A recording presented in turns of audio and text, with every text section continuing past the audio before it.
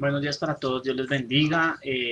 Estamos a viernes 21 de agosto y en esta mañana vamos a continuar con nuestras reflexiones en casa. Te pedimos, Le pedimos a Dios en esta mañana que nos hable a través de su palabra, que nos enseñe a través de su palabra y que podamos ser transformados a través de su palabra. Vamos a orar y a pedirle al Señor que nos hable. Amén.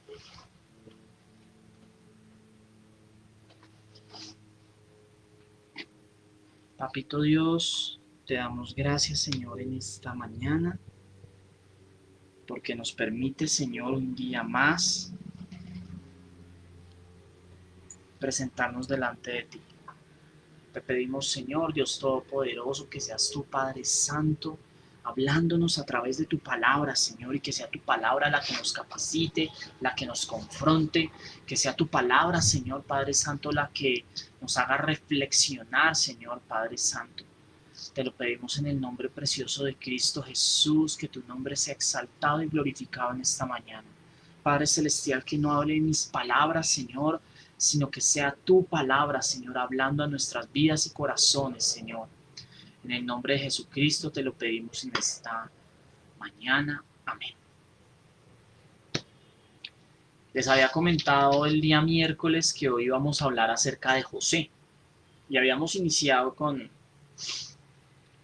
el momento en el que José tenía 17 años y pues era el consentido de Jacob, de Israel, y que sus hermanos lo odiaban por ser el consentido y por una clase de sueños particulares en los que él se veía como líder de la familia, ¿sí? Y los hermanos lo odiaban por esto. La consumación de ese odio la vemos al final del capítulo 37. Los hermanos estaban en el campo. Jacob envió a José a que fuera a mirar qué estaban haciendo sus hermanos. Resulta que sus hermanos se habían ido más lejos de donde inicialmente los habían mandado. Y él fue a buscarlos. Y cuando llegó, eh, los encontró, hermanos, los estaba buscando, mi papá me mandó. Y vea en el versículo 21, en el capítulo 37, en el versículo 19 dice, desde el 18, dice, como ellos alcanzaron a verlo de lejos, José, dos hermanos, antes de que se acercara, tramaron un plan para matarlo. Se dijeron unos a otros, ahí viene ese soñador, ahora sí que le llegó la hora. Vamos a matarlo y echarlo en una de estas cisternas y diremos que lo devoró un animal salvaje. Y a ver en qué terminan sus sueños.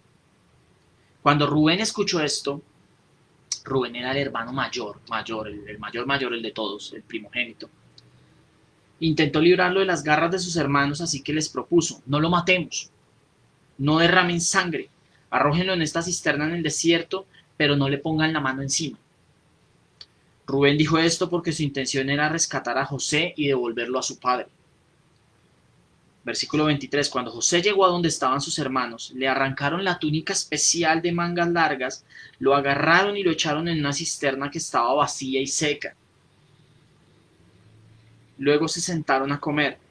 En eso, al levantar la vista, divisaron una caravana de ismaelitas que venía de Galaad.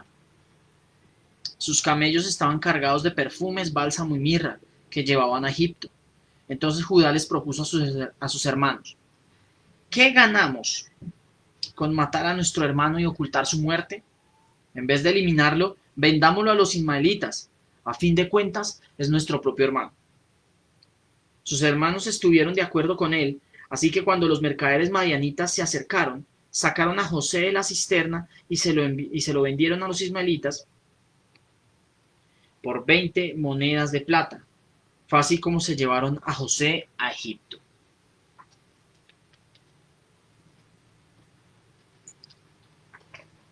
Estos hombres odiaban tanto a su hermano que se atrevieron primero a pensar en matarlo.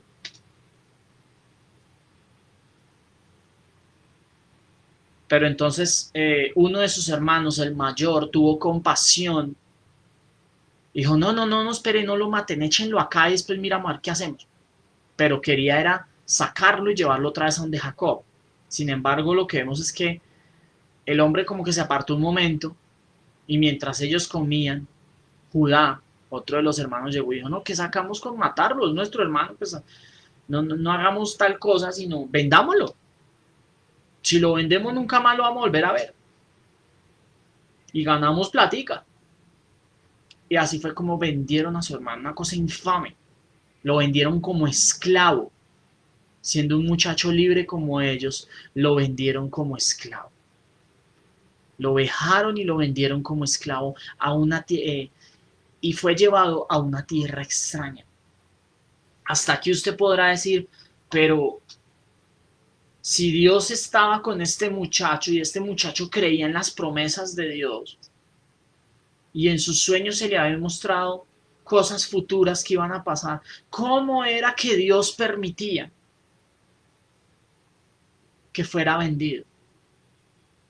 Aquí vamos a ver la soberanía de Dios y el cumplimiento perfecto de su voluntad.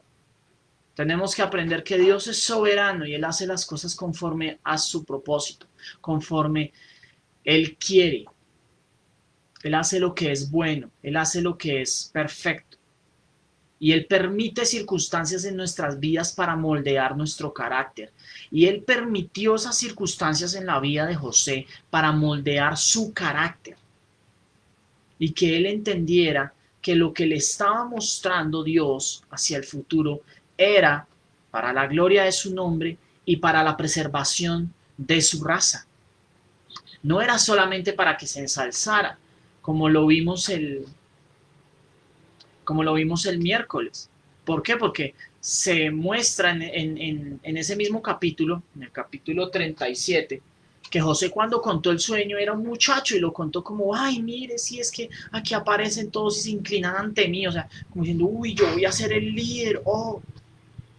Y Dios le mostraba que no eran sus fuerzas, que no era porque él fuera alguien especial, sino porque era el designio de la voluntad de Dios que a través de él su nación fuera salvada.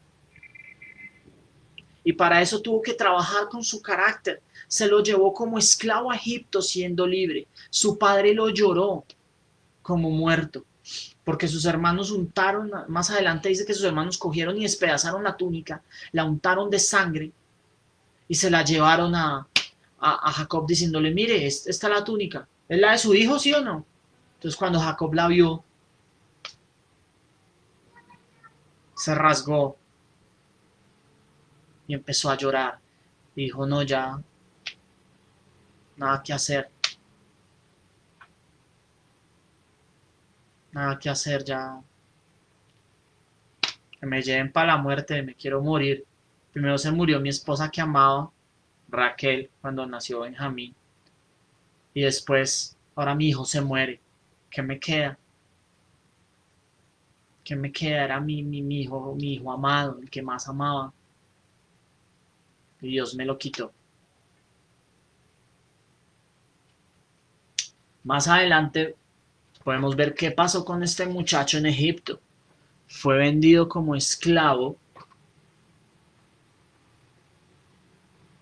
al intendente del faraón, podemos llamarlo así, el intendente era como el segundo, el administrador de los negocios de las tierras de faraón, que se llamaba Potifar.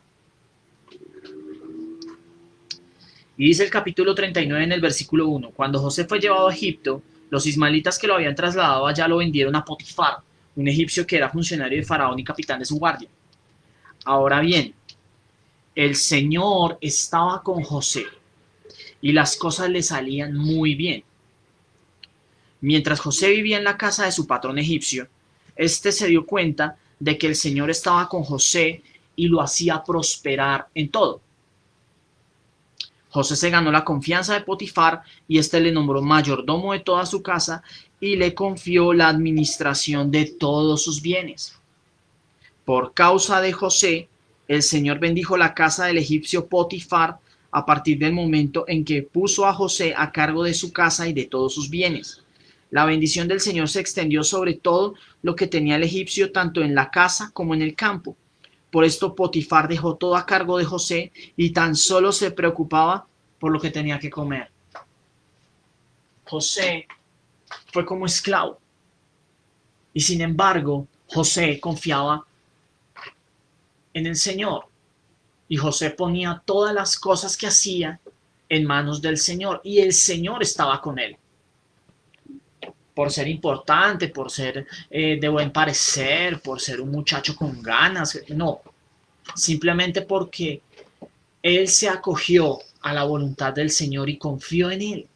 Confió en que el Señor iba a cumplir sus propósitos y que iba a utilizar estas cosas para cumplir sus propósitos. Y él se ciñó a obedecer al Señor. Y por su obediencia, Dios lo bendijo. Halló gracia ante los ojos del Señor por su fe. Y el Señor lo prosperaba en todo lo que hacía. El Señor lo prosperaba en todas las cosas que hacía. Tan es así que siendo esclavo, Potifar dice que no se preocupaba por nada. Ah, papi, mamá. Diga salud. Saluda, diga hola. Hola. Y pequeñito que se levanta. Va, papito, con la mamá.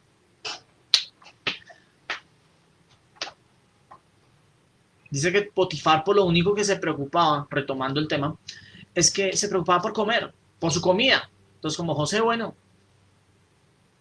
aquí estoy tranquilo, mi casa está tranquila. ¿Por qué? Porque el Señor puso gracia en Potifar, en Potifar, en José, para que Potifar lo viera con buenos ojos y se diera cuenta que estaba haciendo bien las cosas. ¿Pero por qué era? Porque Dios había puesto gracia sobre José, ¿sí? No por los méritos que José pudiera tener. Al fin y al cabo, José era un esclavo. Potifar se dio cuenta.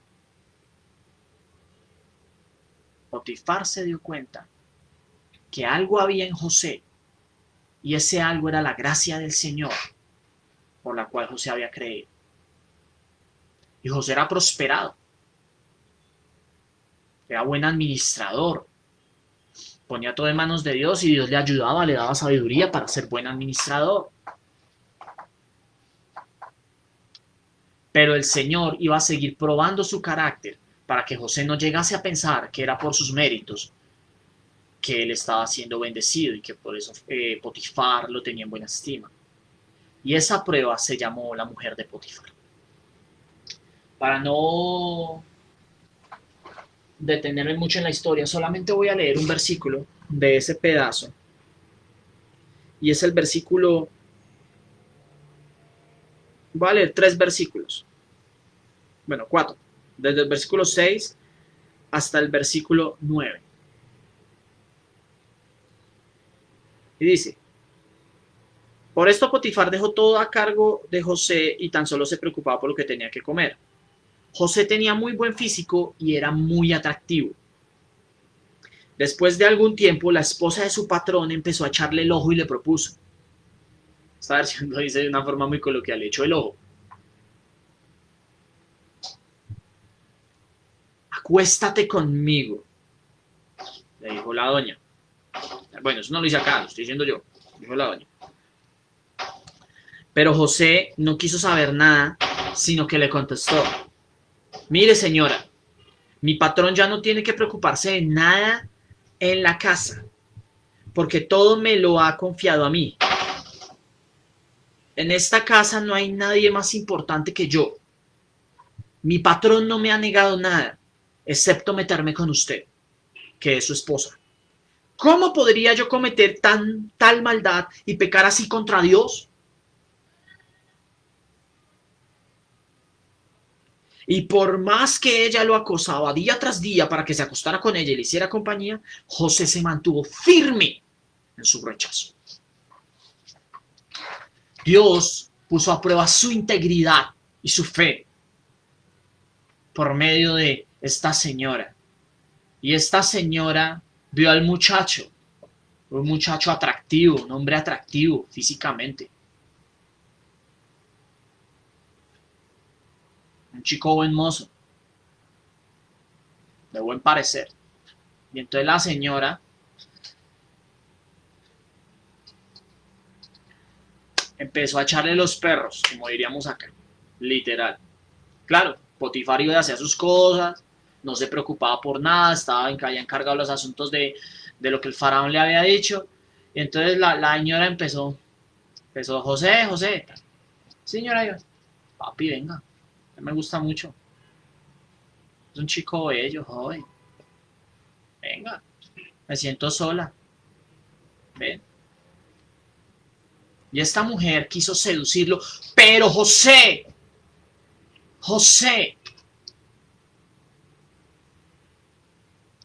le contestó, mi patrón ya no tiene que preocuparse de nada, me confió todo. Aquí yo administro todo, pero lo único que me está vedado es usted. Y la respuesta dice, ¿cómo podría yo cometer tal maldad y pecar así contra Dios? Contra Dios. Ni siquiera dice contra Potifar, sino contra Dios. Obviamente si pecaba, pecaba también contra Potifar. Pero en primera instancia José tenía sus ojos puestos en Dios. José tenía puesto sus ojos en el Señor y sabía que el Señor estaba con él y que el Señor estaba viendo todo lo que él hacía y sabía que el Señor tenía un propósito con él. Y él no quería desalinearse de la voluntad de Dios, del propósito que tenía Dios para con él acerca de la salvación de su pueblo en algún momento, la salvación de su familia en algún momento. En su mente tenía ese sueño dado por Dios. Y sabía que las cosas que le estaban pasando, si bien eran malas, por su gracia Dios lo estaba cuidando. Por lo tanto, en su mente tenía, ¿cómo voy a pecar yo contra este Dios tan grande que me ha cuidado a pesar de todo lo que me ha pasado? Y que tiene una promesa para mi vida que se va a cumplir en algún momento. Y son esos sueños en los cuales yo voy a ser el jefe de mi familia para salvación a ellos. Y mucho más adelante, a mi padre se le dio un sueño, se le dio una promesa en la cual de su descendencia iban a ser el libertador de nuestras vidas. ¿Cómo voy a pecar yo contra ese Dios que me ha prometido libertad? José creía en esa promesa y creía en el Dios de esa promesa. Y José creía que debía acercarse de manera correcta a él. Eso tenemos que tenerlo muy presente. Y como José creía en ese Dios, por lo tanto, él sabía que si pecaba, que si se acostaba con esta mujer, todo eso iba a hacer que se descarrilara de la voluntad de Dios. José no estaba pensando tal vez en que iba a ser rico y famoso. José estaba pensando en la promesa de Dios. Y por eso le dijo a esta mujer, ¿cómo voy a pecar contra Dios? Dios me está viendo. ¿Cómo se le ocurre? ¿Cómo voy a ofender a un Dios tan grande que me ha cuidado? ¿Cómo voy a ofender a mi creador y a mi Señor que es mi dueño? Yo no puedo hacer lo que yo quiera, sino lo que Él me ha mandado. Y ese es el llamado para ti y para mí. ¿Cómo voy a hacer yo algo que Él no me ha mandado? ¿Cómo voy a desalinearme de su voluntad? Quiero estar en el centro de la voluntad de Dios. Y ese es el llamado que Dios nos hace, que estemos en el centro de la voluntad de Dios y tengamos esa firmeza de carácter como José. Más adelante que dice que esta mujer lo acosaba y lo acosaba y lo acosaba. Imagino cada rato. Y yo pienso que esta mujer tuvo que, o sea, no tuvo que haber sido una mujer fea. Porque si no, no hubiera sido tentación para José. Si hubiera sido una mujer de mal aspecto, visca, tuerta, coja, desagradable a la vista, este hombre, no hay lío. Yo pienso que esta mujer tuvo que haber sido bastante atractiva, tuvo que haber sido muy, muy hermosa para que pudiese contemplar la posibilidad de que José la viera y de que José fuera arrastrado por su deseo sexual. Y por eso la respuesta de José, ¿cómo haría yo semejante maldad? Usted podrá ser la más linda del mundo, pero no, lo siento, yo no le voy a fallar a Dios. Y la mujer lo acosó y lo acosó y lo acosó y José dice que se mantuvo firme. ¿Y qué pasó?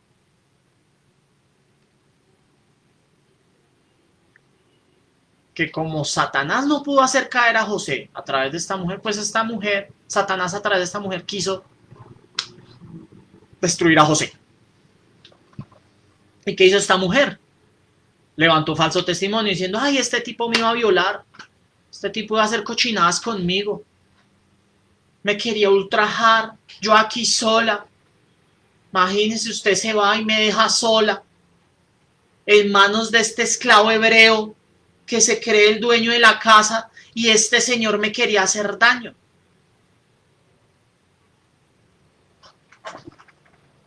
Por lo tanto,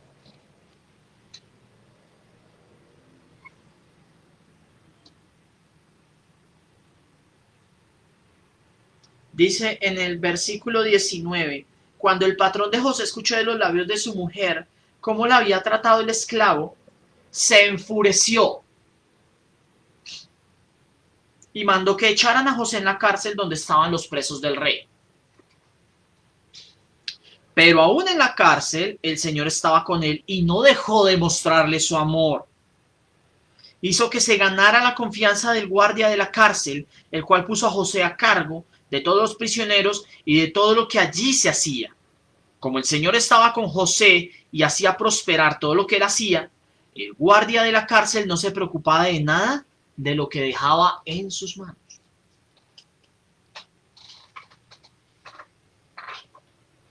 Satanás quería destruir el propósito de Dios y quería que su voluntad no se cumpliera. Y quería frustrar su voluntad, maquinando todas estas situaciones. José fue echado a la cárcel por el testimonio falso de la mujer. Pero sin embargo, Dios derramó su gracia sobre José y le mostró su amor y se ganó la confianza del carcelero. Tanto se ganó la confianza que prácticamente le dejó la cárcel en las manos. Y todo lo que administraba José era prosperado, aún siendo preso. Imagínese usted preso. ¿Qué puede esperar a un preso? Estaba preso, encadenado, privado de su libertad, no veía la luz. Tenía todas las restricciones de movimiento que pudiera tener. Y sin embargo, dice que Dios mostró su amor. Y José pudo ver ese amor. No solamente por el hecho de que haya derramado su gracia y haya hallado gracia con el carcelero, sino por el hecho de que José tenía la confianza de que Dios lo estaba cuidando y la confianza de que José, o sea, de que esa situación era pasajera y de que él solamente era un forastero y un peregrino en esta tierra, porque había algo mucho mayor que eso. Había un futuro mucho mejor y no solamente un futuro terreno, porque era una promesa terrena que se iba a cumplir ciertamente para la gloria del Señor, sino también algo mucho más allá, que al final lo vamos a ver.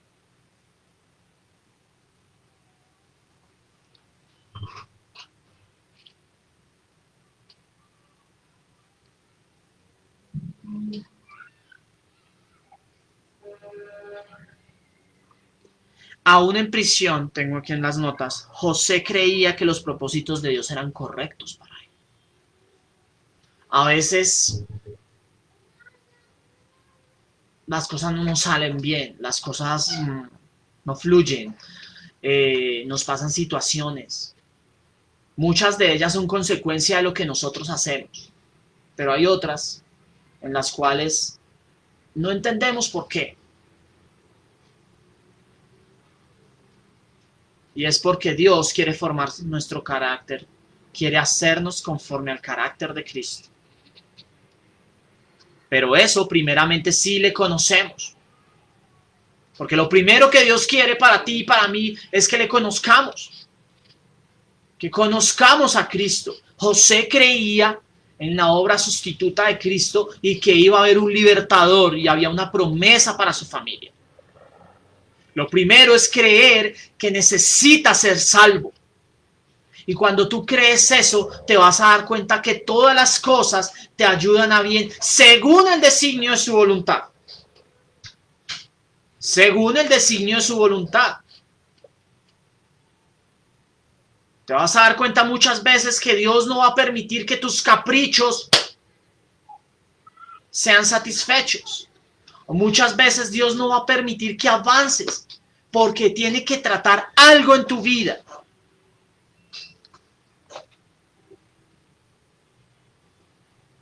Muchas veces no entendemos cómo Dios obra. En este momento no sabíamos, José no sabía cómo Dios iba a obrar. ¿Por qué? Porque estaba en la cárcel. Y lo único que tenía en mente era un sueño que le había dado cuando tenía 17 años.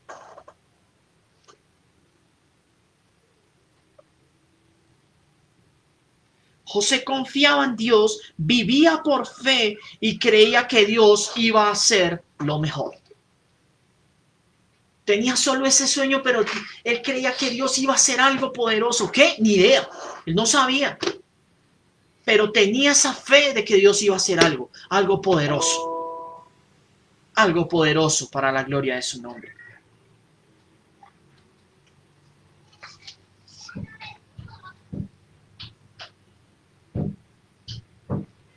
Más adelante vemos cómo Dios le da a José el don de interpretar sueños, pero no es que José los interprete, sino que Dios le revela a José qué significan los sueños. En el capítulo 40 se habla del sueño de un copero y de un panadero, en donde el copero sueña con que le está sirviendo al rey el vino, y el panadero sueña que tiene el pan, su canasta de pan, y que los pájaros se la comen.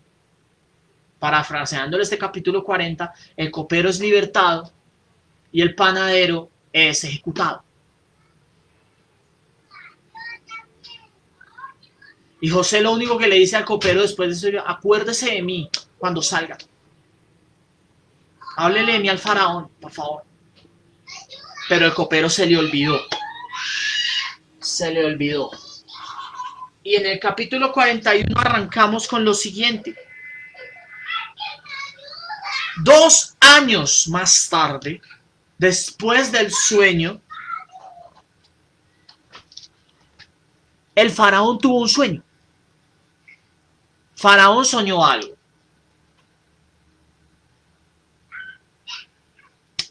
El faraón soñó algo.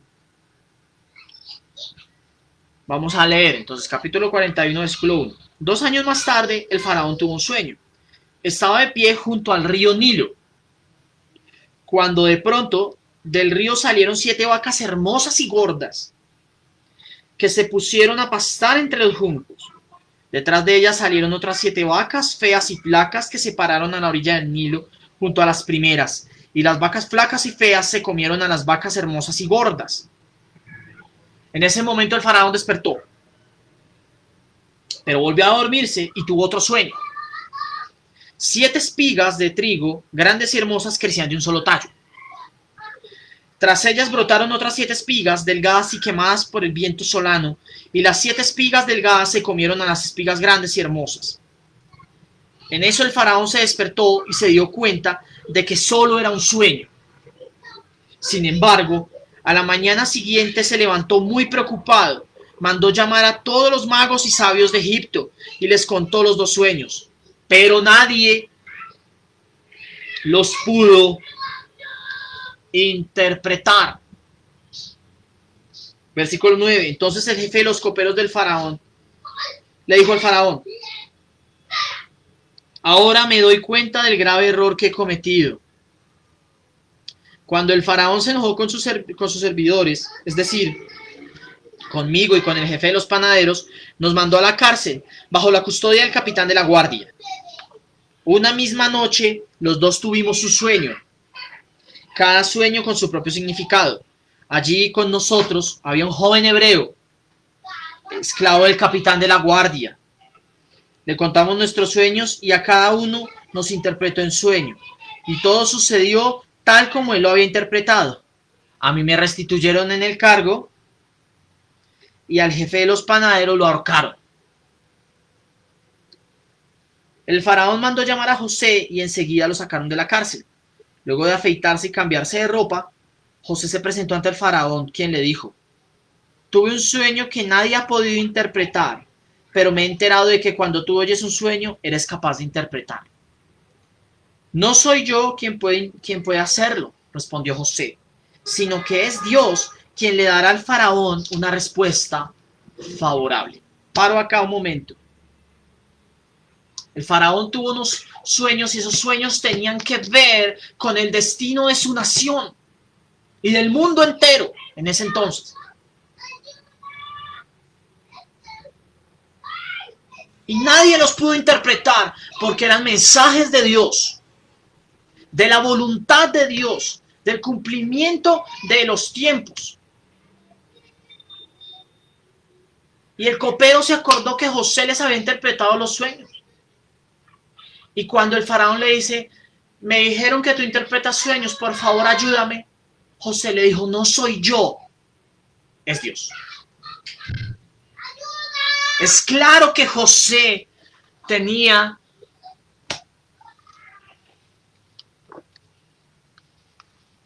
en mente eso, que era Dios quien interpretaba los sueños.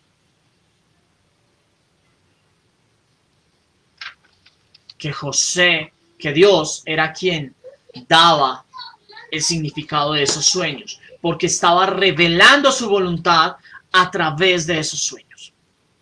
No era él en sus propias fuerzas, no era él en su propia sabiduría, sino era Dios quien le daba la sabiduría para hacerlo. Y José interpretó los sueños de Faraón y le explicó cuál era la voluntad de Dios para el mundo antiguo. Le dijo José en el versículo 25 de este capítulo 41. José le explicó al faraón: en realidad los dos sueños son uno solo. Dios le ha anunciado lo que está por hacer. Las 7 vacas hermosas y las 7 espigas hermosas son 7 años. Se trata de un mismo sueño. Y las 7 vacas flacas y feas que salieron detrás de las otras y las 7 espigas delgadas y quemadas por el viento solano son también 7 años. Pero estos serán 7 años de hambre. Tal como le he dicho al faraón, Dios le está mostrando lo que está por hacer. Están por venir 7 años de mucha abundancia en todo Egipto, a los que le seguirán 7 años de hambre que harán olvidar toda la abundancia que antes hubo. El hambre acabará con Egipto. Tan terrible será el hambre que nadie se acordará de la abundancia que hubo antes en el país. El faraón tuvo el mismo sueño 2 veces porque Dios ha resuelto firmemente hacer esto y Dios lo llevará a cabo muy pronto.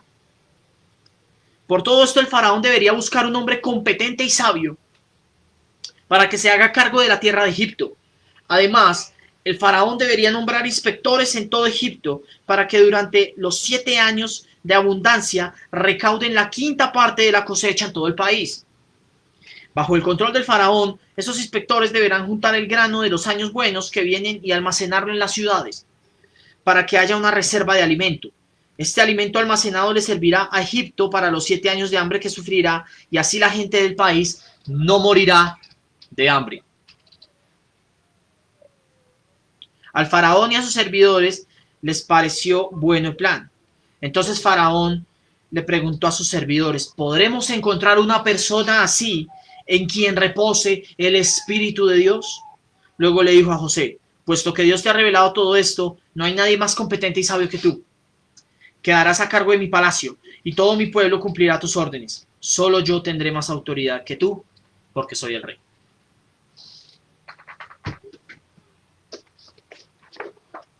Este sueño era la voluntad de Dios para el mundo antiguo. Iba a haber una gran abundancia y luego una gran hambre.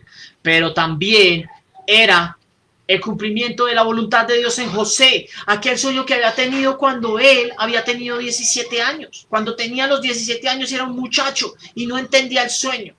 Ahora lo estaba haciendo gobernador de Egipto para que, guiado por Dios, administrara esa tierra y preservar a su pueblo, a su padre, a sus hermanos y sus familias. Porque ahorita lo vamos a ver, que la escasez que hubo en Egipto también iba a tocar la tierra de Canaán. Hubo 7 años de abundancia, hubo cosecha abundante. José repartió por todo Egipto, ya siendo gobernador de Egipto. Repartió por todo Egipto inspectores y recogieron el grano y lo almacenaron.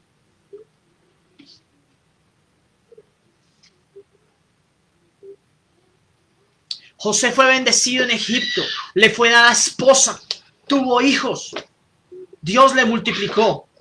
Pero el propósito de Dios con José era la salvación de su pueblo, que su pueblo no muriese en la hambruna. Porque Dios había determinado que por medio de Israel, de Jacob, iban a ser benditas todas las familias de la tierra, tal como se lo había prometido a Abraham, se lo prometió a Jacob. Y él no iba a dejar que esa promesa se perdiera ahí, porque su voluntad estaba determinada para que la bendición para todas las familias de la tierra, que era el libertador, naciera. Y no podía perecer ahí en Canaán por una hambruna. Por eso Dios mandó a José a Egipto, para que se convirtiera en el líder de esa nación, y para que bendijera a su familia y que su familia no muriese de hambre.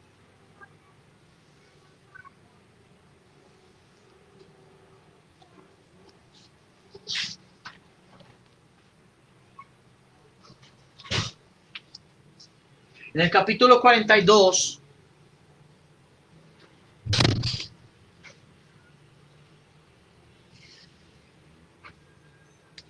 terminando el capítulo 41, perdón, dice el versículo 56, cuando ya el hambre se había extendido por todo el territorio y había arreciado, José abrió los graneros para vender alimento a los egipcios. Además, de todos los países llegaban a Egipto para comprarle alimento a José, porque el hambre cundía ya por todo el mundo. El hambre cundía por todo el mundo. Fue una pandemia de hambre, pongámoslo así, por todo el mundo antiguo. Entonces imagínense Canaán, Mesopotamia, Etiopía, toda la zona conocida, de todas las zonas conocidas llegaban a Egipto a comprar alimento, porque no había que comer. Y Jacob no fue la excepción. En el capítulo 42 se dice, cuando Jacob se enteró de que había alimento en Egipto, les dijo a sus hijos, ¿qué hacen ahí parados mirándose los unos a los otros? He sabido que hay alimento en Egipto. Vayan allá y compren comida para nosotros, para que no muramos, sino que podamos sobrevivir. Les dijo a los hijos, bueno, señores, ¿qué hacen ahí? A ver, levántense de rascarse la panza y vayan a Egipto y compren comida. En Egipto hay comida, vayan, compren comida.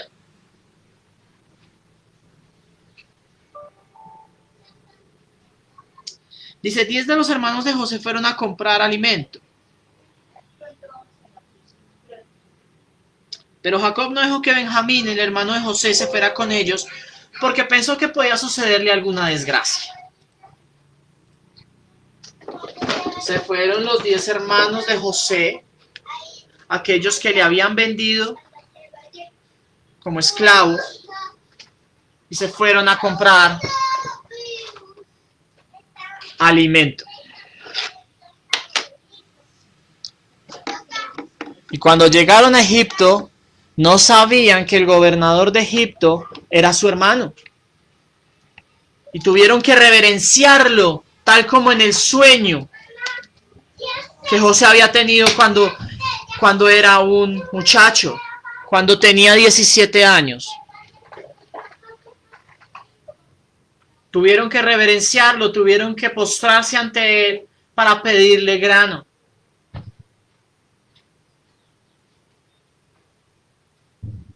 Y José decidió darles un escarmiento a sus hermanos. Para parafrasear la historia, José primero dejó preso a Simeón. Los mandó con grano, pero dejó preso a Simeón porque dijo que eran espías. Ellos dijeron, no, nosotros somos hijos de un pastor y somos pastores, somos gente de bien, tal, no sé qué. Les dijo, listo, si es verdad, traiga. Y les dijo, vienen todos acá, no, falta un hermanito que se queda allá con nuestro padre anciano. Ah, bueno, si es verdad, tráiganme a su hermanito. Y mientras tanto uno se queda acá, preso. Y se fueron y hablaron con Jacob y dijo, bueno, ¿es que ustedes me quieren matar o qué? No, pero papá, es que nos está pidiendo que llevemos al hermanito, ¿qué hacemos? ¿O qué hacemos? Si algo pasa yo, dijo después Judá, yo pongo a mis hijos como garantía.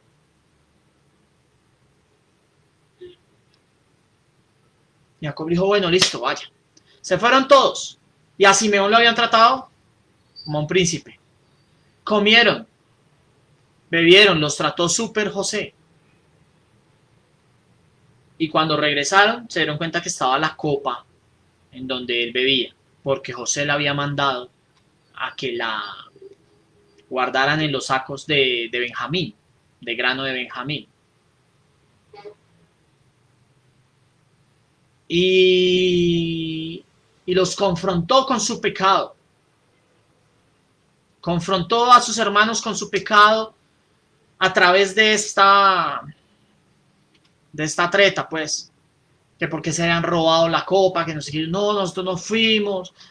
Y finalmente cuando ellos dijeron, esto nos pasó por haber vendido a nuestro hermano y Dios nos está castigando y todo eso, José no pudo más y se reveló a ellos.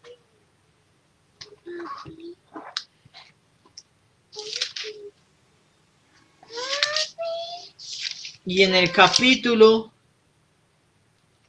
45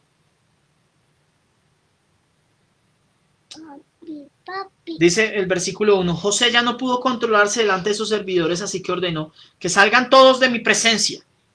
Y ninguno de ellos quedó con él. Cuando se dio a conocer a sus hermanos, comenzó a llorar tan fuerte que los egipcios se enteraron. Y la noticia llegó hasta la casa de Faraón. Yo soy José, les declaró a sus hermanos. ¿Vive todavía mi padre? Pero ellos estaban tan pasmados que no atinaban a contestarle.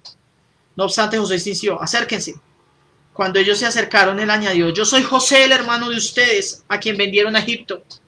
Pero ahora, por favor, no se aflijan más ni se reprochen el haberme vendido, pues en realidad fue Dios quien me mandó delante de ustedes para salvar vidas. Desde hace 2 años la región está sufriendo de hambre y todavía faltan 5 años más en que no habrá siembras ni cosechas. Por eso Dios me envió delante de ustedes para salvarle la vida de manera extraordinaria y de ese modo asegurarles descendencia sobre la tierra. Fue Dios quien me envió aquí y no ustedes. Él me ha puesto como asesor del faraón y administrador de su casa y como gobernador de todo Egipto.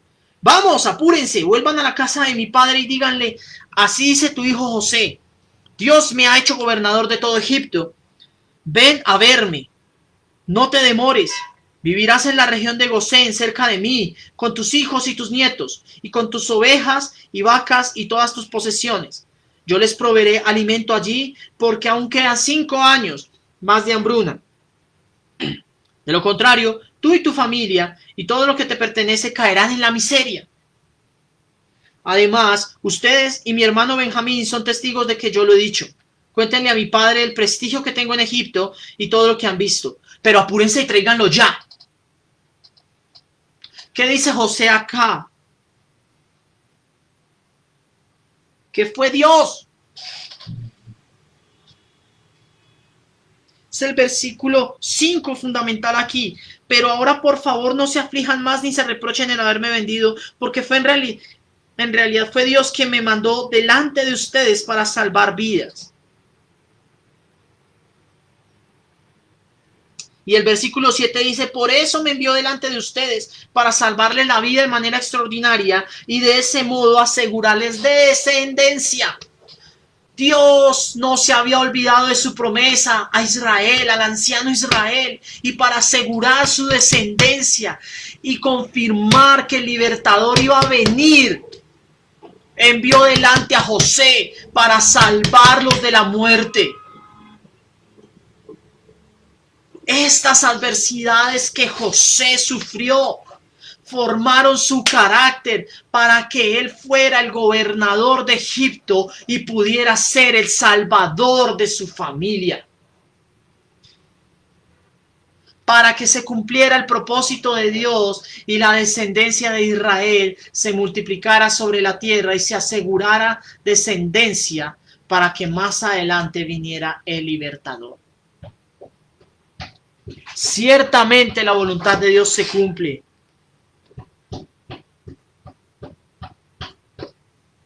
También se cumplió lo que le dijo a su abuelo, a su bisabuelo Abraham.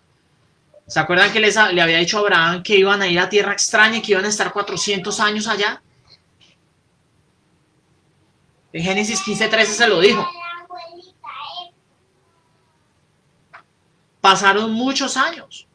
Estamos hablando de que habían pasado por lo menos más de 100 años.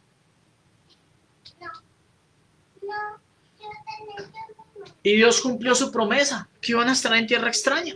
¿Por qué? Porque Dios no deja de cumplir sus promesas y su voluntad soberana no se deja de cumplir. Dios es soberano, Él hace lo que quiere y según el designio de su voluntad, y su voluntad ya estaba designada. Ya se la había dicho a Abraham, se la transmitió a Isaac, a Jacob y ahora a José.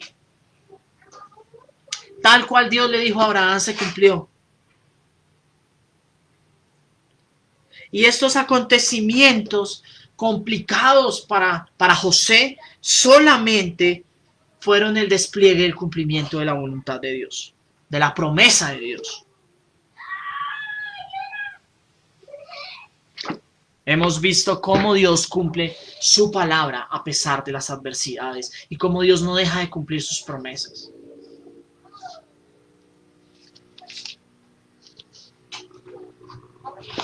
Finalmente,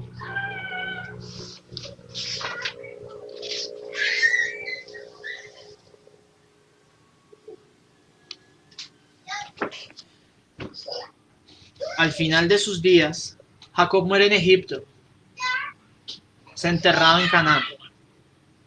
José y sus hermanos de una generación mueren en Egipto, pero antes de morir, José dice, en el capítulo 50, el último capítulo de Génesis,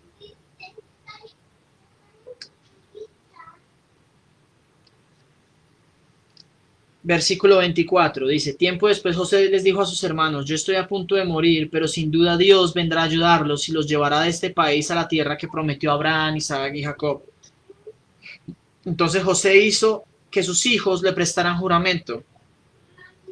Les dijo, sin duda Dios vendrá a ayudarlos. Cuando eso ocurra, ustedes deberán llevarse de aquí mis huesos. José murió en Egipto a los 110 años de edad. Una vez que lo embalsamaron, lo pusieron en un ataúd. Israel fue salvo en la tierra de Egipto, pero José tenía muy claro que ese no era su hogar, que el hogar de su pueblo era la tierra que les había prometido, que le había prometido a Abraham, a Isaac y a Jacob, que ese no era su hogar. Y más que la tierra física, José tenía muy claro que él era forastero en esta tierra y que su hogar era la ciudad celestial, como lo veía Abraham. Para finalizar, leo Hebreos capítulo 11, qué capítulo tan hermoso ese. Versículo 22, donde dice, por la fe José al fin de su vida se refirió a la salida de los israelitas y dio instrucciones acerca de los restos mortales. Porque era claro para él que esa no era su patria, que no era su hogar. Y tenía claro lo mismo que tenía claro Abraham y que se dice en el versículo 16 de Hebreos.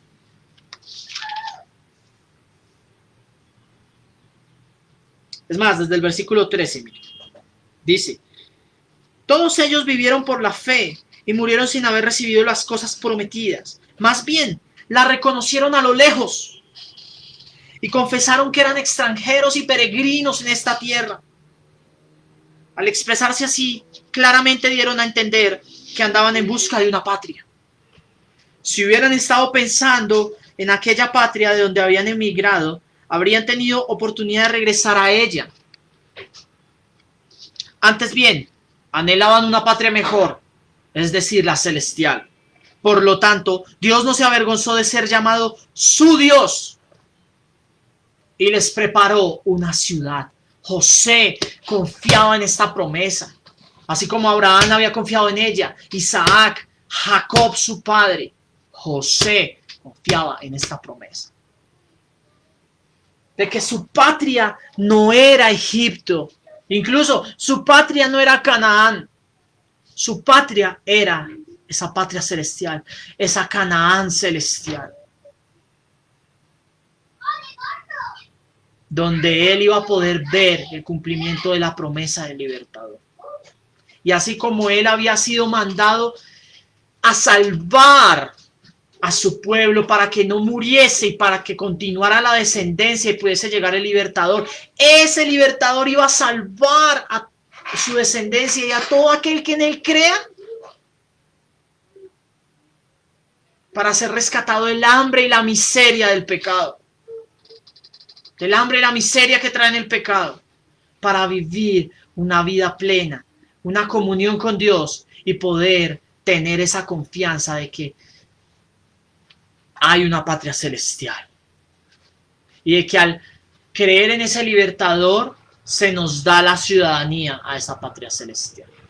Querido amigo, querida amiga, corre a Cristo para que puedas ver como José esa patria celestial, para que podamos ver como José esa patria celestial y creer que el Señor nos rescata de la muerte, de la hambruna del pecado, de la miseria del pecado, y nos salva de la condenación eterna, de que nuestra descendencia desaparezca, de que nuestra alma muera. Nos salva de eso para que nuestra alma viva y podamos ser trasladados a esa patria celestial a vivir con Dios. Amigos, Dios los bendiga. Feliz fin de semana. Nos encontramos la otra semana para continuar reflexionando juntos acerca de la palabra de Dios. Bendiciones. Chao. Un abrazo.